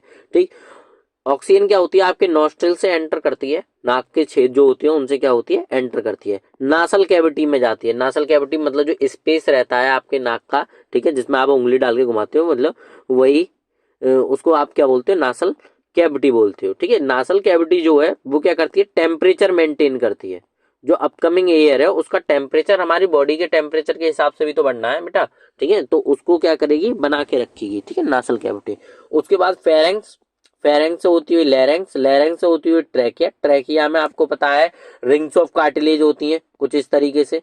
ठीक है, जो कि नॉट कोलैप्सिंग, मतलब एयर क्या नहीं करे, कोलैप्स नहीं करे आपस में, उसको रोकती है। उसके बाद आपको पता है लंग्स में एंटर कर जाती है, और लंग्स के फर्दर डिवीजन हो जाते हैं ब्रोंची, मतलब ट्रैकिया क्या हो चुकी है आगे जाके कुछ इस तरीके से ट्रैकिया गई और फिर ऐसे जाके डिवाइड होने लगी। ठीक, तो ब्रोंची, ब्रोंची से ब्रोंक्यूल्स, ब्रोंक्यूल से एल्वुलाई, एल्वुलाई से ब्लड। आपको पता है जो एक्सचेंज होना है, जो एक्सचेंज ऑफ गैसेस होना है वो कहाँ होना है, आपका एल्वुलाई पे होना है। मतलब ऑक्सीजन कहाँ डाली जाएगी, ब्लड में, और कार्बन डाइऑक्साइड कहाँ डाल दी जाएगी, दोबारा से लंग्स में, और वो किससे होना है, आपका एल्वुलाई से। Alveoli is the side where the exchange of gases takes place. ठीक, ब्लड, ब्लड क्या करेगा, इस ऑक्सीजन को क्या करेगा, बाइंड करेगा। आपका जो हीमोग्लोबिन है वो ऑक्सीजन के साथ में बाइंड होता है। ठीक है, ऑक्सी हीमोग्लोबिन बनाता है, और क्या ले जाएगा, ऑक्सीजन को आगे की तरफ ले जाएगा, ट्रांसपोर्ट करेगा ऑक्सीजन को जहां भी जरूरत होगी, और वहां से ब्लड में डिजोल्व फॉर्म में आ रही होती है, घुली हुई फॉर्म में आ रही होती है, H2CO3 की फॉर्म में आती है कार्बन डाइऑक्साइड। ठीक है, मतलब कि कार्बन डाइऑक्साइड हमेशा डिजोल्व फॉर्म में ट्रांसपोर्ट होती है, और जो ऑक्सीजन है हमेशा बाइंड होके, साथ में बाइंड होके होती है किसके, हीमोग्लोबिन के, क्योंकि हीमोग्लोबिन की एफिनिटी ज्यादा है ऑक्सीजन के साथ में बंधने में। ठीक है, नेक्स्ट, यहाँ लिख दिया है मैंने आपको, क्योंकि आपको जब मैं नोट्स प्रोवाइड करूंगा, ठीक है, तब आप अच्छे तरीके से इसमें पढ़ सकते हो। तो आपको दिख रहा होगा कि oxygen bind with haemoglobin and form oxy haemoglobin and transported to the necessary part of the human body. ठीक है, आप अच्छे तरीके से पढ़ लीजिएगा। ठीक, क्या करेगा कि हीमोग्लोबिन किसके साथ में बाइंड हो जाता है, ऑक्सीजन के साथ में, या ऑक्सीजन बाइंड हो जाती है हीमोग्लोबिन के साथ में, और आगे की तरफ क्या कर दी जाती है, ट्रांसपोर्ट कर दी जाती है जहां भी जरूरत है। Carbon dioxide transported in the dissolve form. ठीक, फिर हमारे पास अलग अलग ब्रीथिंग ऑर्गन्स दिए गए हैं। ठीक है, आपको पता है जो ब्रीथिंग ऑर्गन्स ह्यूमंस में है वो तो लंग्स है। ठीक, लेकिन अगर फ्रॉग की बात करें तो वो स्किन और लंग्स दोनों से क्या कर सकता है, ब्रीथिंग कर सकता है, सांस ले सकता है। टेडपोल, टेडपोल आपको पता है जो फ्रॉग का लार्वा होता है वो मछली की तरह दिखता है, जिसे आप टेडपोल बोलते हो। ठीक है, वो किससे सांस लेता है, गिल्स से। अर्थवर्म किससे सांस लेता है, स्किन से। और इंसेक्ट वगैरह जैसे कि आपके कॉकरोच वगैरह हो गए, ये किससे लेते हैं, ट्रैकिया से सांस लेते हैं। ठीक है, इनके पास स्पेशली ट्रैकियरी सिस्टम होता है, उससे ये क्या करेंगे, ये सांस लेंगे। अगर बात करें ब्रीथिंग इन प्लांट्स में, ब्रीथिंग इन प्लांट्स की बात करें तो आपको पता है प्लांट्स की लीफ के ऊपर क्या होते हैं, स्टोमेटल पोर होती है। ठीक है, छोटे छोटे क्या होते हैं, स्टोमेटा बने होते हैं, और वो क्या होते हैं, स्टोमेटल पोर होता है उनमें। ठीक, और जो कि दोनों तरफ से गिरे होते हैं एक सेल से, जिसको आप बोलते हो bean, bean like, bean shape like cell बोल देते हो, जिन्हें आप क्या बोलते हो, ग्वाड सेल्स। ठीक है, ये लिखा हुआ है ग्वाड सेल्स। ठीक, ये जो सेल है ये क्या है, ग्वाड सेल्स है आपकी। ग्वाड सेल्स का काम क्या होता है, मतलब स्टोमेटल पोर क्या होता है, ओपन होता है, क्लोज होता है, और स्टोमेटल पोर की वजह से एक्सचेंज ऑफ गैसेस होता है। मतलब कि प्लांट में कार्बन डाइऑक्साइड घुसेगी और क्या निकलेगी यहाँ से बाहर, ऑक्सीजन बाहर निकलेगी। ठीक, स्टोमेटा से। और क्या होगा, वाटर लॉस होगा, ट्रांसपायरेशन जिसे आप बोलते हो। ठीक है, जैसे कि प्लांट में एक्सेस वाटर आ गया, ज्यादा पानी आ गया प्लांट में, तो उससे भी तो उसे छुटकारा पाना है। तो जब ज्यादा पानी आ जाता है तो इस स्टोमेटल पोर क्या हो जाते हैं, खुल जाते हैं। ठीक, और यहाँ से पानी क्या चला जाएगा, ऊपर की तरफ भाप में बदलने लग जाएगा। प्रोसेस आप क्या बोलते हो, टेस्ट ट्रांसपायरेशन बोल देते हो। लेकिन ये स्टोमेटा क्लोज कब होंगे और ओपन कब होंगे, ये आपसे पूछा जाता है। ठीक है, जब पानी, आपको पता है जब पानी इन ग्वाड सेल्स में भरने लग जाएगा, अंदर इन ग्वाड सेल्स में क्या भर रहा होगा, पानी भर रहा होगा लगातार, तो ये क्या आपको दिखाई दे रही होंगी, स्वेल। और जब इनकी कंडीशन क्या हो जाती है, स्वेल हो जाती है, जब पानी अंदर भर रहा है और कंडीशन क्या हो रही है, इनकी स्वेल हो रही है, तो ये स्टोमेटल पोर क्या हो जाते हैं, ओपन। ये स्टोमेटल पोर क्या हो जाते हैं, खुल जाते हैं। ठीक, और जब इनमें से पानी क्या निकल आता है, बाहर निकल आता है इन दोनों ग्वाड सेल्स में से। ठीक है, स्टोमेटल पोर दोनों तरफ से ग्वाड सेल से घिरा हुआ है, और जब इनमें से पानी क्या निकल आया, बाहर निकल आया, बाहर की तरफ आ गया। ठीक है, तो इसका रिजल्ट ये होगा, ये क्या हो जाएंगे, श्रिंक। ये कैसे हो जाएंगे, श्रिंक, मतलब कि सिकुड़ जाएंगे, और सिकुड़ जाएंगे तो स्टोमेटल पोर क्या हो जाते हैं, क्लोज्ड हो जाते हैं। ठीक है, तो मतलब जब श्रिंक हो रहा है तब क्या हो रहे हैं, क्लोज्ड, और जब स्वेल हो रहा है तब क्या हो रहे हैं, ओपन हो रहे हैं स्टोमेटल पोर। ठीक, दोनों कंडीशन आपको याद रखनी है। ट्रांसपोर्टेशन, ट्रांसपोर्टेशन मतलब कि कैसे मटेरियल हमारे अंदर पहुंचते हैं, जो हम क्या न्यूट्रिशन वगैरह आप खींच रहे हैं, इतनी न्यूट्रिशन आपने खींची, इतनी ऑक्सीजन वगैरह, कार्बन डाइऑक्साइड वगैरह, ये पहुंचनी भी तो है, हर जगह पे पहुंचनी है, और वो प्रोसेस क्या कहलाती है, पहुंचाने की, ट्रांसपोर्टेशन कहलाती है। तो ट्रांसपोर्टेशन मतलब कि types of heart and circulatory system में हमें पढ़ना है कि हमसे जो ज़्यादातर क्वेश्चन पूछे जाते हैं, या तो हार्ट पूछ लिए जाते हैं कि इस ऑर्गन में कितने चैम्बर हार्ट होगा, ठीक, उसमें डबल सर्कुलेशन होगा, ओपन होगा या क्लोज होगा या सिंगल सर्कुलेशन होगा, तो इस तरीके से हमसे क्वेश्चन पूछ लिए जाते हैं। आपको दिख रहा होगा, सबसे पहले आपको फिश दिख रही है, फिश के पास कैसा होता है, सिंगल सर्कुलेशन होता है, मतलब कि ब्लड एक ही बार घूमेगा उनका पूरे सिस्टम में। दो चैम्बर हार्ट होता है, ठीक है, आपको सीधे सीधे पता होना चाहिए कि कौन से के पास कौन सा होता है। लेकिन यहाँ फिश में अगर आपसे पूछ लिया जाए क्या भाई वेल, तो आप तो बोलोगे कि भाई ये भी तो फिश ही है, ठीक है, इसके पास भी कैसा होगा, टू चैम्बर हार्ट होगा। नहीं बेटा, ये एक मैमल्स है, ठीक है, इसके पास क्या होता है, बेबी पोरस एनिमल्स होते हैं, ये क्या देंगे, बच्चों को जन्म देंगे, तो इसका मतलब ये क्या हो जाएगी आपकी, और इनके पास क्या होते हैं, मैमरी ग्लैंड होते हैं। स्तनधारी है, तो इसका मतलब मैमल्स के पास क्या होता है, फोर चैम्बर हार्ट होता है, तो बेल के पास कैसा होगा, चार चैम्बर हार्ट होगा। लेकिन बाकी की जो फिश है आपके, उनके पास कैसा रहेगा आपका, दो चैम्बर हार्ट रहेगा, ठीक है, और सिंगल सर्कुलेशन रहेगा। ठीक, अगर फ्रॉग की बात करें तो दो डबल सर्कुलेशन रहता है, और तीन चैम्बर क्या होता है इनका, हार्ट होता है। टर्टल्स और लिजार्ड की बात करें, मतलब कि sorry, मतलब कि जैसे क्या हो गया, बोलते बोलते गला थक गया, जैसे टर्टल्स हो गए या लिजार्ड हो गई, ठीक है, जैसे छपकली हो गए, कछुए वगैरह हो गए, उनको आप क्या बोलते हो, रेप्टाइल्स बोलते हो। और रेप्टाइल्स के पास जो हार्ट हार्ट रहता है वो कैसा रहता है, फाइव चैम्बर्ड। यहाँ पे फाइव चैम्बर्ड क्यों लिखा है, ये थ्री चैम्बर्ड हार्ट रहता है, ठीक है, थ्री चैम्बर्ड हार्ट रहता है, उन्होंने कुछ एक्सेप्शन में लिख दिया होगा, गलती वगैरह से हो गई होगी उनसे। ठीक, फाइव चैम्बर्ड तो होते हैं। तो टटल्स और लिजार्ड के पास कैसा होता है, थ्री चैम्बर हार्ट होता है, ठीक है, और डबल सर्कुलेशन होता है। क्रोकोडाइल के पास फोर चैम्बर हार्ट होता है, ठीक है, ये भी एक रेप्टाइल है, लेकिन एक्सेप्शन है रेप्टाइल में, ठीक है, क्रोकोडाइल के पास कैसा रहता है, फोर चैम्बर रहता है। ठीक, वर्ड्स के पास फोर चैम्बर रहता है, और हमारे पास कैसा रहता है, मतलब मैमल्स के पास कैसा रहता है, फोर चैम्बर रहता है, डबल सर्कुलेशन रहता है। ठीक, हर किसी का हमें क्या याद रखना है, आपको हार्ट का याद रहना है कि कौन सी कितने चैम्बर किसमें होते हैं। अब हम पढ़ेंगे ह्यूमन सर्कुलेटरी सिस्टम। अगर ह्यूमन सर्कुलेटरी सिस्टम आपको पढ़ना है तो अच्छे तरीके से ये पता होना चाहिए कि ह्यूमन में जो सर्कुलेट करने वाली चीजें होती है वो क्या होता है आपका, ब्लड। ये क्या करेगा, ट्रांसपोर्टेशन में हेल्प करेगा। और ब्लड चलता कहाँ है, एक मतलब ट्रांसपोर्ट अगर कुछ चल रहा है तो जो सड़कें पड़ी हुई हैं उनको क्या बोलोगे आप, ब्लड वेसल्स। ठीक है, जो ब्लड है वो कहाँ चलता है, ब्लड वेसल्स में चलता है। ठीक है, जो कि फर्दर तीन टाइप से हो जाती हैं, आप आर्टरीज बोल देते हो, वेन्स एंड कैपिलरी। ठीक, और एक पंपिंग ऑर्गन होता है, क्योंकि हर किसी ना किसी चीज को किसकी जरूरत पड़ रही है, यहाँ ऑर्गन की जरूरत पड़ रही है। जैसे कि रेस्पिरेटरी ऑर्गन्स हमारा या ब्रीथिंग ऑर्गन्स हमारा क्या हो चुका है, लंग्स हो चुका है, ठीक है, एक्सक्रीशन की कौन हो जाएगा, किडनी हो जाएगी। ठीक, तो ऐसे ही हमारे पास जो पंपिंग ऑर्गन है, मतलब कि ट्रांसपोर्टेशन ऑर्गन है, वो है हमारा कौन, हार्ट। ठीक, अगर बात करें हम ह्यूमन हार्ट की कि ह्यूमन हार्ट होता कैसा है, ठीक है, आपको पता होना चाहिए कि ह्यूमन हार्ट किस तरह प्रिंसिपल पे वर्क करता है, ठीक है, किस किस तरीके से इसमें सिस्टोलिक अपॉन डिस्टोलिक होता है, ठीक, और नॉर्मल बीपी कितना होता है, ये सब आपको पता होना चाहिए। अपर चैम्बर लोअर चैम्बर भी पता होना चाहिए। तो आप देख पा रहे होंगे, कलर चेंज कर लें, ये वाला कलर देखिए, आप देख पा रहे हैं कि ऊपर एक बार पल्मोनरी सर्कुलेशन लिखा हुआ और नीचे लिखा हुआ है सिस्टमैटिक सर्कुलेशन। यही हमारा क्या होता है, डबल सर्कुलेशन होता है। ठीक है, मतलब कि एक बार ऊपर ब्लड घूम रहा है, एक बार नीचे ब्लड घूम रहा है, इसलिए हम इसको बोलते हैं डबल सर्कुलेशन। मतलब कि एक बार हमारी बॉडी में घूमेगा और एक बार इन पल्मोनरी वेन्स में घूमेगा ब्लड हमारा, ठीक, कैपिलरी वगैरह से एक्सचेंज होता हुआ लंग्स पे जाके, तो इसका मतलब इसको हम बोलेंगे पल्मोनरी सर्कुलेशन।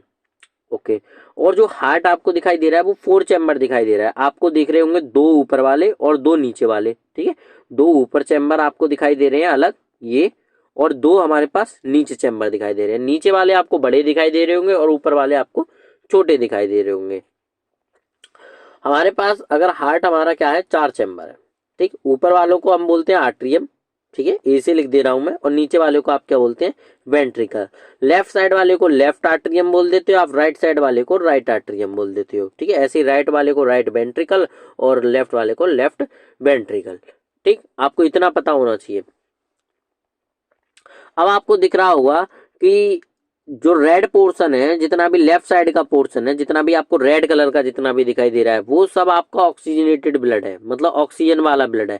और जो आपको ब्लू कलर से दिखाई दे रहा है, वो सब आपका क्या है, कार्बन डाइऑक्साइड वाला ब्लड है, CO2 वाला ब्लड है। ठीक है, ब्लू वाला क्या है, कार्बन डाइऑक्साइड वाला, और जो आपका रेड कलर का है वो क्या है, ऑक्सीजन वाला ब्लड। तो अगर बात करें लंग्स है, ये क्या है, लंग्स।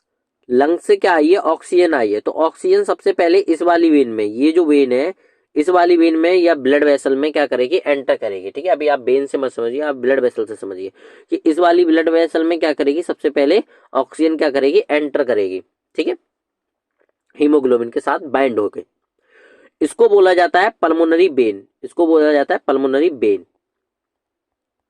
ठीक है, पी वेन लिख देता हूं मैं। ठीक है, पल्मोनरी तो लिखा ही हुआ है सर्कुलेटर। ठीक है, पी वेन।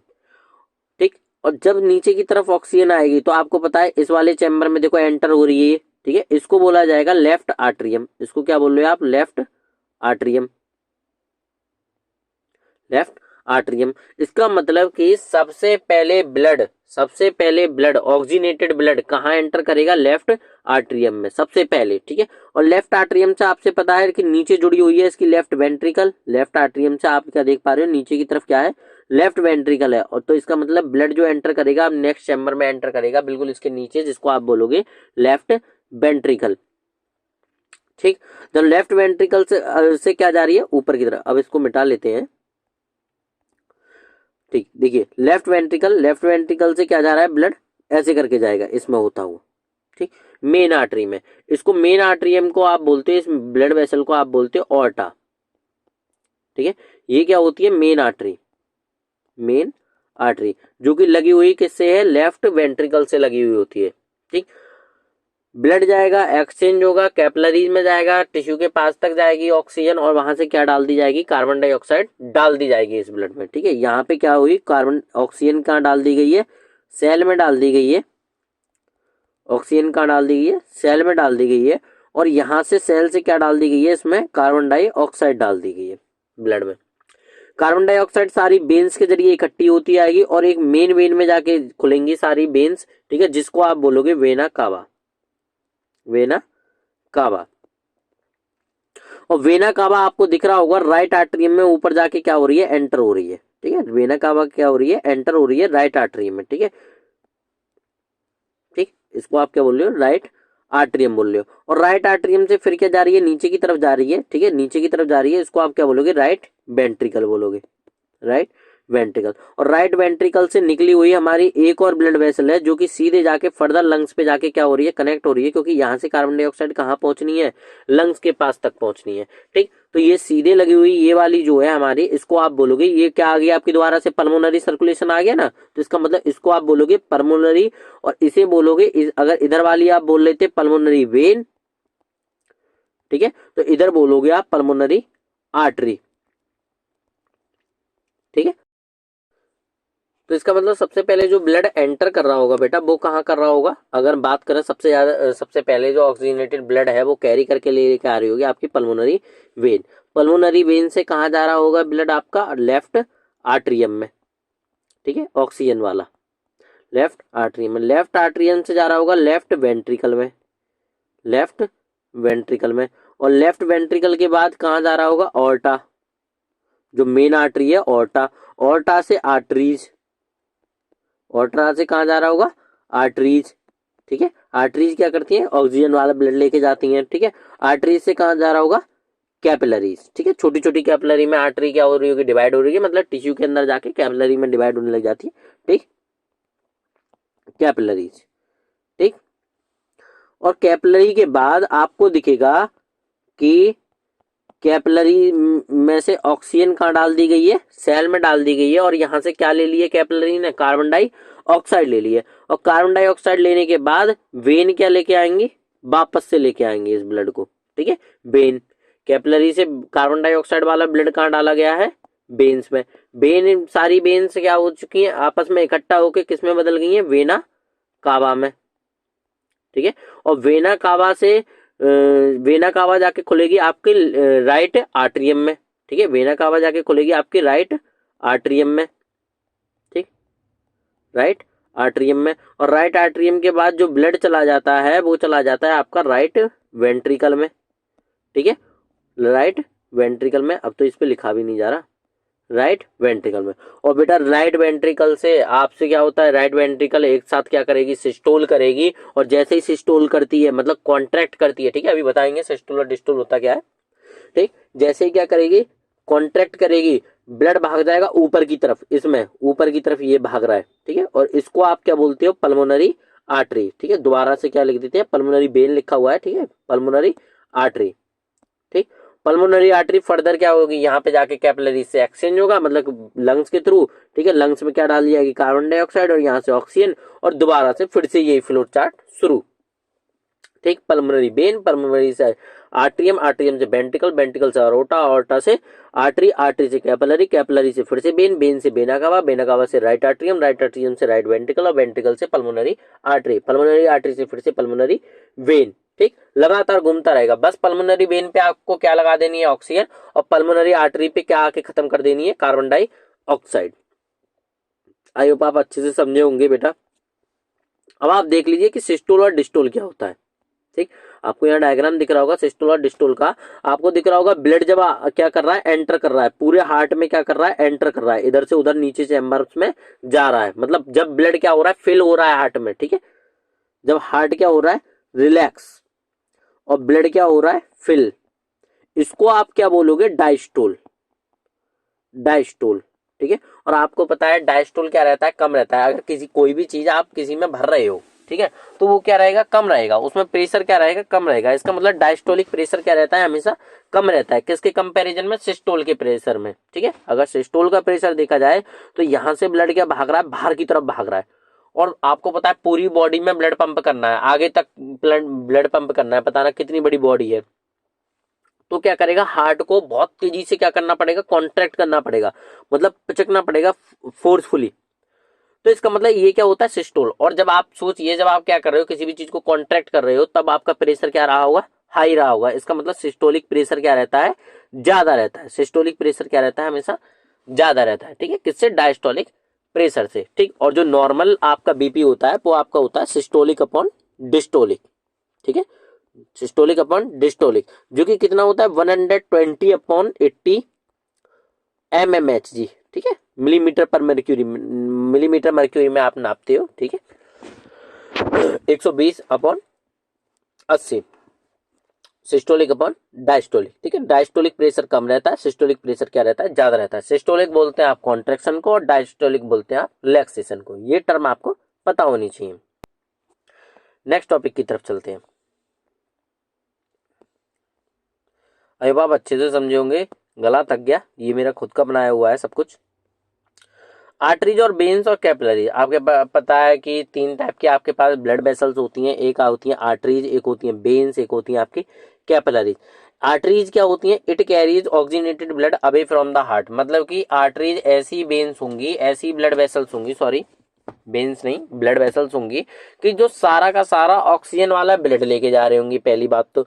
और हमेशा हार्ट से दूर ही लेके जा रही होंगी, हार्ट की तरफ नहीं, हार्ट से दूर लेके जा रही होंगी। ठीक है, away from heart, the blood vessels which carry oxygenated blood away from the heart is called arteries. ठीक है, दूसरी बात अगर बात करें, इनकी जो वॉल है वो कैसी होंगी, आपकी थिक होंगी। थिक होंगी मतलब मोटी होंगी वॉल, और स्ट्रांग वॉल होंगी। ऐसा क्यों है भाई कि इनकी स्ट्रांग बनाई गई है, क्योंकि आपको पता है जब ऑक्सीजन वाला ब्लड लेके जा रही है, हार्ट है, हार्ट से क्या लेके जा रही है, ऑर्टा ब्लड लेके जा रही है। अब हार्ट जैसे पिचकेगा तो इसमें प्रेशर बहुत ज्यादा होगा बेटा। इस आर्टरी में क्या रहता है, हमेशा प्रेशर ज्यादा रहता है, किसमें, आर्टरीज में। तो बेटा अगर इतना प्रेशर है तो ये फट भी तो सकती है। पता चला इतना इतना बीपी हाई हो जाता है पर्सन का, ये फट भी तो सकती है। तो इसका मतलब इसकी वॉल कैसी बनाई जाती है, मोटी बनाई जाती है, कि ये आसानी से नहीं फटे। ठीक है, इसमें बाल एब्सेंट होते हैं, क्योंकि इसमें बैक फ्लो नहीं होता, नीचे की तरफ ही ब्लड उतर के आना है। ठीक है, प्रेशर क्या रहता है, हाई रहता है, तो इसका मतलब इसमें बाल्स प्रेजेंट नहीं होते हैं। बाल्स बताएंगे, बाल्स का काम क्या होता है जब वेन्स पढ़ाएंगे तब बाल्स बताएंगे। ठीक है, नैरो ल्यूमेन होता है, मतलब कि इनका जो अंदर का ये जो स्ट्रक्चर है, ये जो एरिया जो है, ये कैसा होता है, पतला होता है काफी। ठीक है, पतला इसलिए होता है क्योंकि जितना पाइप पतला होगा उतना ही उसमें क्या होगा, प्रेशर होगा। ठीक है, प्रेशर अच्छे तरीके से बन पाएगा। ठीक, तो इसलिए इसका नैरो ल्यूमेन होता है। यानी कि अगर बेन्स की बात करें तो बेन्स क्या कैरी करती हैं, डीऑक्सीजनेटेड ब्लड और टूवर्ड्स द हार्ट, मतलब हार्ट की तरफ को जाएंगे। ठीक है, हार्ट की तरफ को जा रही होंगी, ऐसे जा रही होंगी हार्ट की तरफ लौट के। ठीक, थिन वॉल होगी, पतली सी वॉल होगी। ठीक है, इलास्टिक वॉल होगी। ठीक है, स्ट्रांग नहीं होती है लेकिन इलास्टिक होती है। ठीक, क्योंकि इनमें प्रेशर क्या रहता है, कम रहता है भाई। दूर आ चुका है ब्लड किससे, हार्ट से, इतना दूर आ चुका है, अब इसमें प्रेशर कहाँ बचा होगा। ठीक है, तो नॉर्मल प्रेशर रहता है किसमें, आपकी बेन्स में। बाल्व्स क्या रहते हैं, प्रेजेंट रहते हैं। बाल्व्स क्यों प्रेजेंट है, और ये बात समझिए कि मानिए ब्लड क्या चढ़ रहा है, एंटी ग्रेविटी चल रहा है।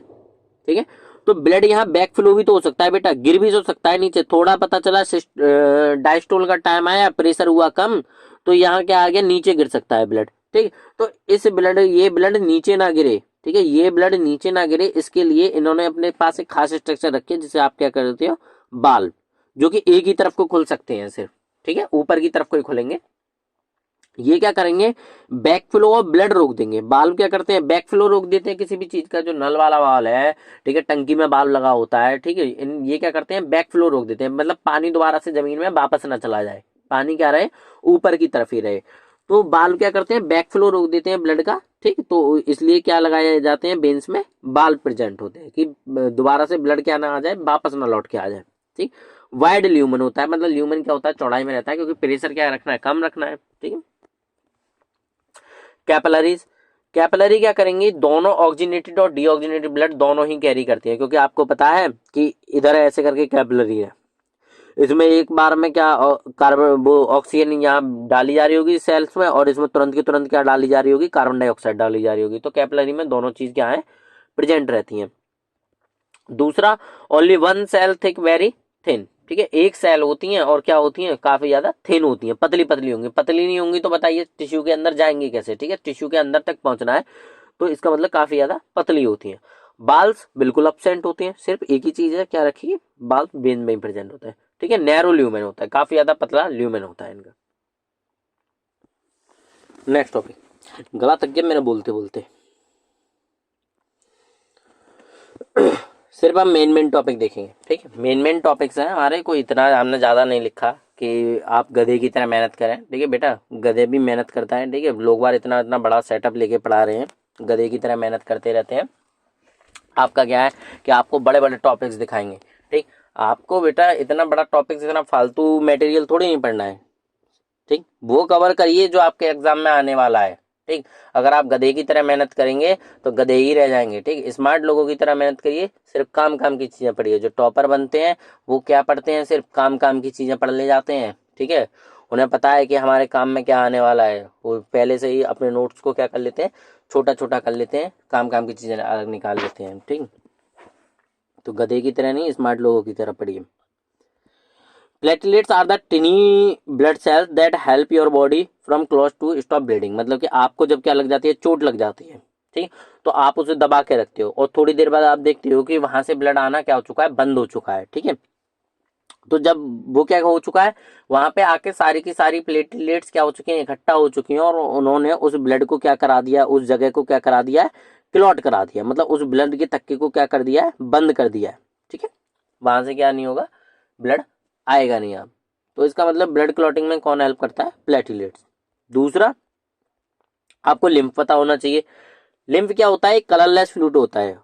ठीक है, जिसे आप क्या बोलते हो, लिम्फेटिक फ्लूइड भी बोल देते हो। ठीक है, ये एक एक्स्ट्रा सेलुलर फ्लूइड होता है जो अलग ही सेल्स में चलता है। ठीक है, जिन्हें आप लिम्फेटिक वेसल्स के नाम से जानते हो।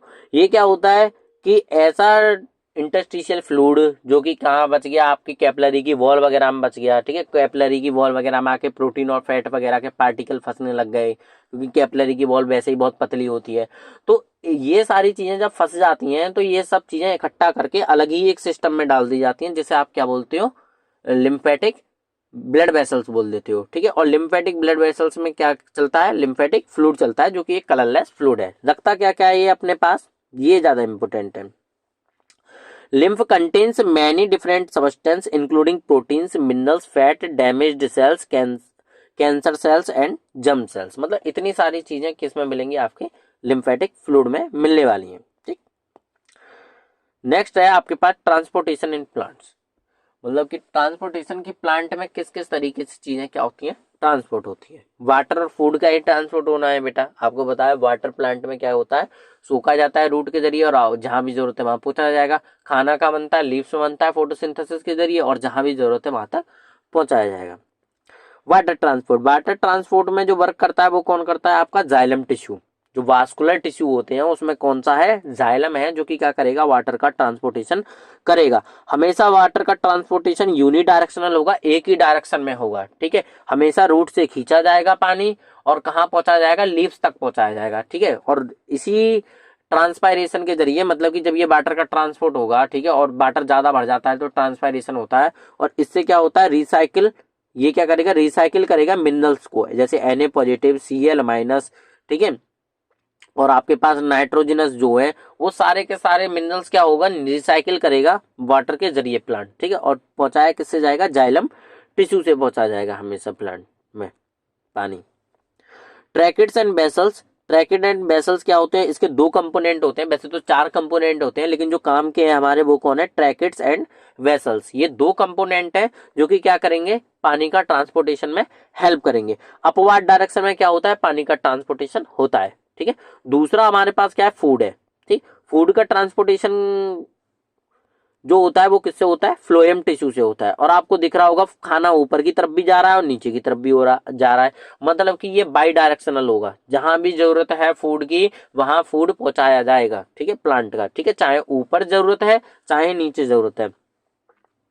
इसमें मदद कौन करता है बेटा, साइब ट्यूब्स एंड कंपेनियन सेल। इसके भी चार कंपोनेंट होते हैं फ्लोएम के, लेकिन दो कंपोनेंट जो कि साइब ट्यूब और कंपेनियन सेल है वो फूड के ट्रांसपोर्टेशन में क्या कर सकते हैं, मदद करते हैं। इन अपवार्ड डायरेक्शन एंड डाउनवर्ड, मतलब कि नीचे भी आएगा और ऊपर भी जाएगा फूड। ठीक है, दोनों तरफ क्या होगा, इसका मूवमेंट होगा। Also known as the translocation by using ATP. ATP का यूज होता है भैया। ठीक है, जब भी फूड का क्या होता है, ट्रांसपोर्टेशन होता है तो एटीपी का यूज होता है और इसको क्या बोलते हैं, फूड के ट्रांसपोर्टेशन को एक ही वर्ड में बोलते हैं प्लांट्स में, ट्रांसलोकेशन। ठीक है, तो कभी कभार पूछ लिया जाता है कि ट्रांसलोकेशन कैसे होता है प्लांट में। ठीक है, आप ढूंढते हो कि ट्रांसलोकेशन क्या चीज है। ठीक, या फिर फूड का मूवमेंट प्लांट में क्या कहलाता है, ट्रांसपायरेशन, ट्रांसपोर्टेशन, ट्रांसलोकेशन। तो ये ट्रांस ट्रांस करके दे देगा आपको, तो आपको पता होना चाहिए कि फूड का ट्रांसपोर्ट क्या कहलाता है बेटा, प्लांट में ट्रांसलोकेशन कहलाता है। ठीक, बस यही हमारे काम का है, इसमें और कुछ काम का नहीं है। Next, excretion. एक्सक्रीशन, ठीक है, एक्सक्रीशन से एक क्वेश्चन पक्का समझो। Removal of harmful metabolic nitrogenous waste from the cell, मतलब कि जो हार्मफुल मेटाबॉलिक वेस्ट है और जो कैसे वेस्ट है, नाइट्रोजनस, जो नाइट्रोजन के कंपाउंड थे, और नाइट्रोजन के कंपाउंड पीछे से कहां से बनते आ रहे होंगे, प्रोटीन से। बेटा प्रोटीन जो होती है वो नाइट्रोजनस कंपाउंड की बनी हुई होती है। ठीक है, अमीनो एसिड जो होते हैं वो क्या कैसे होते हैं, नाइट्रोजनस कंपाउंड होते हैं। अमीनो एसिड जुड़ते हैं तो क्या बन जाती है, प्रोटीन। ठीक है, और जब वो प्रोटीन पचेगी तो उससे क्या प्रोड्यूस किए जाएंगे, नाइट्रोजन। तो इसका मतलब जितने भी नाइट्रोजनस वेस्ट हैं उन्हें बॉडी से या सेल से क्या निकालना, बाहर निकालना, क्या कहलाएगी प्रोसेस, एक्सक्रीशन कहलाएगी। ठीक है, एक्सक्रीटरी प्रोडक्ट क्या क्या होते हैं, ह्यूमंस में बात करें तो यूरिया। ठीक है, और यूरिया किसके थ्रू निकाला जाता है, यूरिन के थ्रू। जैसे बर्ड्स वगैरह में क्या होता है, यूरिक एसिड होता है। ठीक है, excretion in human beings, human beings का हमें एक्सक्रीशन पढ़ेंगे। बड़ा कर लें डायग्राम, अब दिख रहा है। Functional unit of kidney is also known है नेफ्रॉन। ठीक है, ये तो हमारे बात का रहा। ठीक है, जो नेफ्रॉन है वो क्या होती है, फंक्शनल यूनिट होती है किडनी। लेकिन हमें ये पता होना चाहिए कि जो एक्सक्रीशन है, मतलब एक्सक्रीटरी सिस्टम जो ह्यूमन बींग्स में बना होता है वो कैसे कैसे बना होता है। तो आपको दिख रहा होगा दो इसके पास क्या है, kidney, two pair of kidney, और हर पेयर से, हर किडनी से क्या लगाए हुए हैं, यूरेटर्स। ठीक है, ये जो पाइप लाइक स्ट्रक्चर है ये क्या है, यूरेटर्स। और यूरेटर्स जाके किस में खुल रहे हैं, एक कॉमन बैग में खुल रहे हैं, इलास्टिक बैग में खुल रहे हैं, जिसको आप क्या बोल रहे हो, यूरिनरी ब्लैडर। ठीक है, उसको आप क्या बोलोगे, यूरिनरी ब्लैडर। और यूरिनरी ब्लैडर से क्या लगा हुआ है, यूरेथ्रा। मतलब यूरेथ्रा क्या होता है, जिससे यूरिन क्या आती है, बाहर आती है। ब्लैडर ब्लैडर का फंक्शन ये होता है store the urine until urination, मतलब कि ये तब तक, ये जो ब्लैडर है आपका, ये तब तक स्टोर रखेगा यूरिन को जब तक कि आपका दिमाग क्या नहीं कह देता, यूरिनेशन के लिए कमांड नहीं दे देता। ठीक है, तो यूरिनेशन जब तक की कमांड नहीं आएगी तब तक ये क्या करेगा, इसे स्टोर रखेगा यूरिन को। और किडनी क्या करेगी, फिल्टर द ब्लड। किडनी का काम होता है फिल्टर करना, किसको, ब्लड को। सारा का सारा ब्लड किससे फिल्टर होता है, आपकी किडनी से होता है। लेकिन किडनी में ऐसा क्या है जो क्या कर रहा है, फिल्टर कर रहा है ब्लड को। ठीक, तो वही अब हमको समझना है। ठीक, वो यूनिट आपकी कहलाती है, functional unit of kidney is known as nephron. ठीक है, तो हम नेफ्रॉन का डायग्राम देखेंगे, स्ट्रक्चर ऑफ नेफ्रॉन देखेंगे और नेफ्रॉन को समझेंगे कि नेफ्रॉन किस किस तरीके से वर्क करता है और नेफ्रॉन से क्या क्या हमारा खींचा जाता है। ठीक, रीअब्जॉर्बेशन में कौन हेल्प करता है, नेफ्रॉन हेल्प करता है। मतलब जितने भी सबस्टेंस हैं, अगर यूरिन में जितने भी सबस्टेंस आ गए हैं, सॉल्ट वगैरह आ गए हैं जो कि जरूरी है किसके लिए, आपके ब्लड के लिए, ठीक है, आपकी बॉडी के लिए, तो वो दोबारा से खींचे जाएंगे उस यूरिन से वापस और ब्लड में डाले जाएंगे।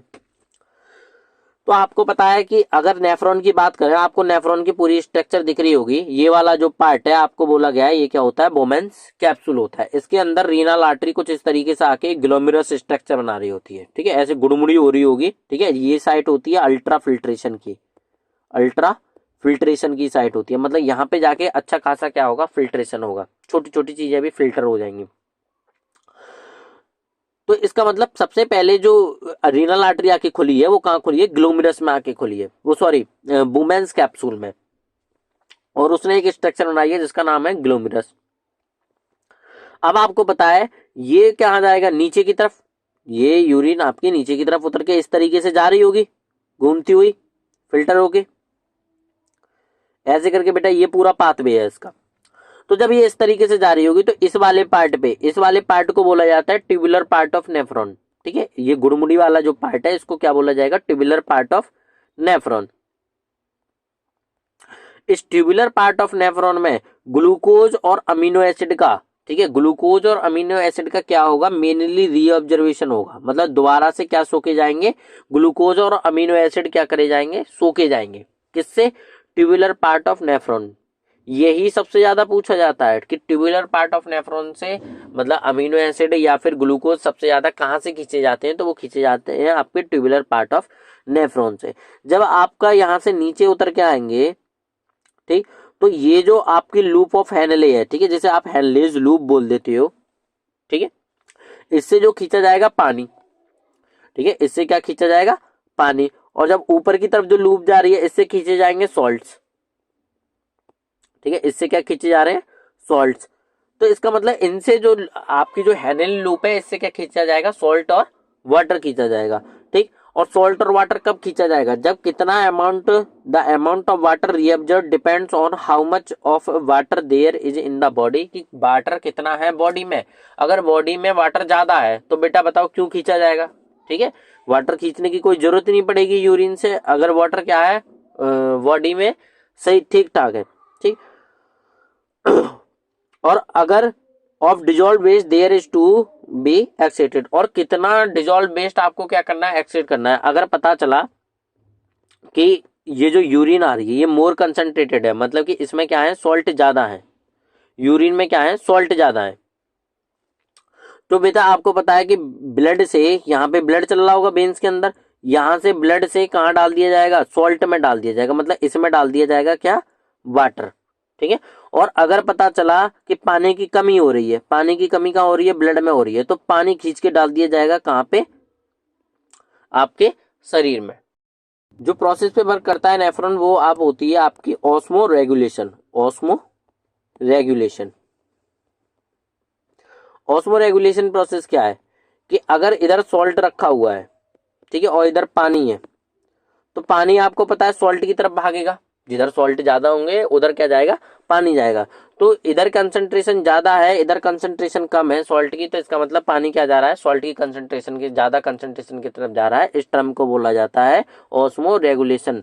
ठीक है, कि पानी का मूवमेंट थ्रू सॉल्ट कंसंट्रेशन, मतलब कि वाटर सॉल्ट की कंसंट्रेशन कितनी है मीडियम के चारों ओर, उसके अकॉर्डिंग मूवमेंट ऑफ वाटर क्या कहलाता है, ऑस्मो रेगुलेशन कहलाता है। तो इस तरीके से पूरे नेफ्रॉन में क्या होता है, वर्क होता है। बाद में ये यूरिन यहाँ से बनती हुई आएगी, यहाँ पे जाके बूंद बूंद करके इकट्ठी होने लग जाएगी, जिसको आप बोलेंगे कलेक्टिंग डक्ट। ठीक है, कलेक्टिंग डक्ट क्या करेगी, इसको बनाएगी मोर कंसंट्रेटेड, मतलब यूरिन को ज्यादा से ज्यादा कंसंट्रेटेड बनाएगी। ठीक है,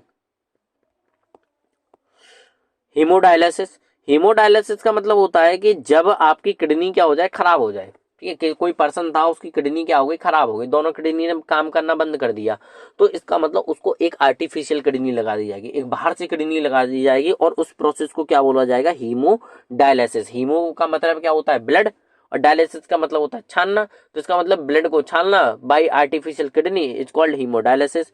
ठीक, a machine filters blood salt fluid from your body when your kidney are no longer healthy enough to do this work adequately। मतलब कि एक ऐसी मशीन लगा दी गई है जब आपकी किडनी अच्छे तरीके से काम नहीं कर रही है, ब्लड को फिल्टर नहीं कर पा रही है, तो हमने एक अलग से बाहर से मशीन लगा दी जो कि आपके ब्लड को क्या करेगी, फिल्टर करेगी, और प्रोसेस को नाम दे दिया हीमोडायलिसिस। आपको दिख रहा है कि आर्टरी से इसमें से क्या निकाला जा रहा है, खून निकाला जा रहा है, ये क्या कर रही है, रॉड से फिल्टर कर रही है, यूरिन को क्या कर रही है, अलग कर रही है। यहाँ से प्रेशर दिया जा रहा है और दोबारा से वेन्स के थ्रू क्या चढ़ा दिया जा रहा है, ब्लड चढ़ा दिया जा रहा है। ठीक है, वेन्स के थ्रू चढ़ा जाएगा बेटा, और आर्टरी के थ्रू निकाला जाएगा। प्रोसेस क्या कहलाती है आपकी, हीमोडायलिसिस कहलाती है। Excretion in plants, last topic है हमारा, गला थक गया मेरा बोलते बोलते। Excretion in plants, excretion in plants की, प्लांट कैसे किस तरीके से एक्सक्रीट करते हैं। प्लांट में एक्सक्रीट करने के लिए कुछ ज्यादा कुछ होता ही नहीं है, क्योंकि उसमें जो कार्बन डाइऑक्साइड है और जो आपकी ऑक्सीजन है, ठीक है, ऑक्सीजन उसका बेस्ट होता है, तो ये क्या होती है, उसके स्टोमेटा के थ्रू अंदर बाहर आती रहती है बेटा। ठीक है, कार्बन डाइऑक्साइड अंदर आएगी और ऑक्सीजन क्या जाती रहती है, बाहर जाती रहती है। पानी भी जितना हो जाता है वो क्या निकाल दिया जाता है, स्टोमेटा के थ्रू बाहर निकाल दिया जाता है। अब बचा हुआ क्या, उसके फोटोसिंथेसिस या ट्रांसलोकेशन का बेस्ट बचा होगा, तो या तो वो क्या करते हैं, store the air based in dead cells और old xylem in the form of resins या गम्स। या तो रेजिन्स एक स्ट्रक्चर होती है, पॉलीसेकेराइड सुगर्स वगैरह जैसी होती हैं। ठीक है, रेजिन्स होते हैं और गम्स होते हैं। ठीक, ये क्या होंगे, स्टोर हो जाएंगे कहाँ पे जाके, डेड सेल्स में या फिर पुराने जाइलम्स में। ठीक है, जो ओल्ड जाइलम्स होते हैं, एक न्यू जाइलम्स होते हैं, एक ओल्ड जाइलम्स होते हैं। ठीक है, जिसे आप कैम्बियम बोल देते हो कभी कभार, जैसे बार्क ऑफ ट्री हो गया। ठीक है, वो ओल्ड जाइलम का एग्जांपल होता है, डेड सेल्स होती हैं आपकी।